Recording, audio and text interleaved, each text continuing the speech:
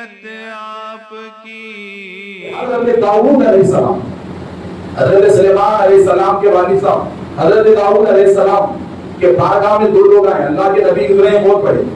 دو نبی حضرت داؤد علیہ السلام کی بارگاہ میں آئے اور آ کر کہا، کچھ اپنا معاملہ پیش کر رہے تھے. اتنے میں ملک الموت حضرت اسرائیل بھی وہاں حاضری کی ہے. نبی ہیں آئے ٹھہرے ہوئے. تو جب وہ دو لوگ جا رہے تھے تو حضرت اسرائیل نے کہا کہ اے اللہ کے نبی، وہ دونوں میں سے جو پہلا بندہ ہے نا، وہ صرف 7 دن کا نہیں مانے. 7 دن کے بعد میں اس کی روح کو نکالنے والا ہوں، اس سے زیادہ عمر نہیں چاہیے. جب ملک الموت کی زبانی حضرت داؤد نے یہ سنا تو کہا ٹھیک ہے، اس کا مقدر اس کی مت. سنیے، 7 دن سے زیادہ کا عرصہ ہو گیا تو وہ بندہ بھی حضرت داؤد کے پاس آیا، زندہ ہے. زندہ ہے. حضرت داؤد حیران ہو گئے کہ ملک الموت نے تو کہا تھا کہ 7 دن میں اس کا کام ختم، مگر یہ زندہ ہے کیسے؟ اتنے میں ملک الموت آئے. ملک الموت سے پوچھا کہ آپ نے تو کہا تھا کہ 7 دن اس کی زندگی ہے، 7 دن کے بعد تم اس کی روح لے لو گے، مگر یہ تو اب تک زندہ ہے. حضرت اسرائیل نے کہا کہ حضور بے شک اس کا ٹائم 7 دن ہی تھا، 7 دن کے بعد یہ مرنے والا تھا، مگر کیا کریں؟ یہاں سے جانے کے بعد اس نے اپنے محلے کے ایک پڑوسی کی مدد کی. اپنے محلے کے ایک پڑوسی کی مدد کی جو بڑا ضرورت مند تھا. تو اس پڑوسی نے اس کو اتنی دعا دی کہ پڑوسی کی دعا کی وجہ سے اللہ نے اس کی عمر کو 20 سال بڑھا دیا.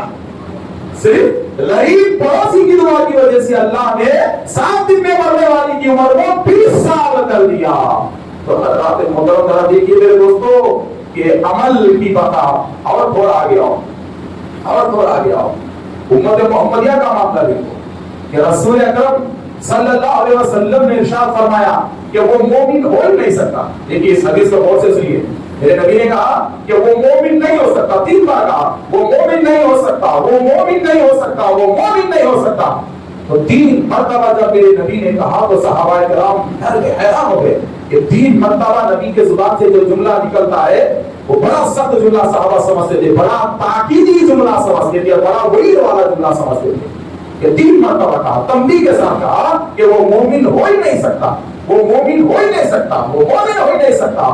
تو صحابہ پیچھے لگے پوچھا رسول اللہ کون مومن نہیں ہو سکتا؟ تو میرے نبی نے کہا کہ وہ انسان ہرگز مومن نہیں ہو سکتا جس کے پڑوسی اس سے محفوظ نہ ہو، جس کے پڑوسی اس سے محفوظ نہ ہو. اسی لیے میرے نبی نے کہا لا یؤمن احدکم من لسانہ و یدیہ. تم میں سے کوئی انسان اس وقت تک مومن نہیں ہو سکتا. کب تک مومن نہیں ہو سکتے ہم؟ کب تک مسلمان نہیں ہو سکتے ہم؟ تو میرے نبی کہتے ہیں تم اس وقت تک مکمل مسلمان نہیں ہو سکتے جب تک کہ تمہاری زبان اور تمہارے ہاتھ سے تمہارا پڑوسی محفوظ نہ ہو. تمہارا پڑوسی محفوظ نہ ہو. تو ایک بات جمعۃ الوداع کے موقع پر جمعۃ الوداع کا پیغام لے کے یہاں پر جاؤ کہ اگر تم نے تمہارے پڑوسی کے گریبان کو پکڑا تو سمجھنا آدھا ایمان جا رہا ہے.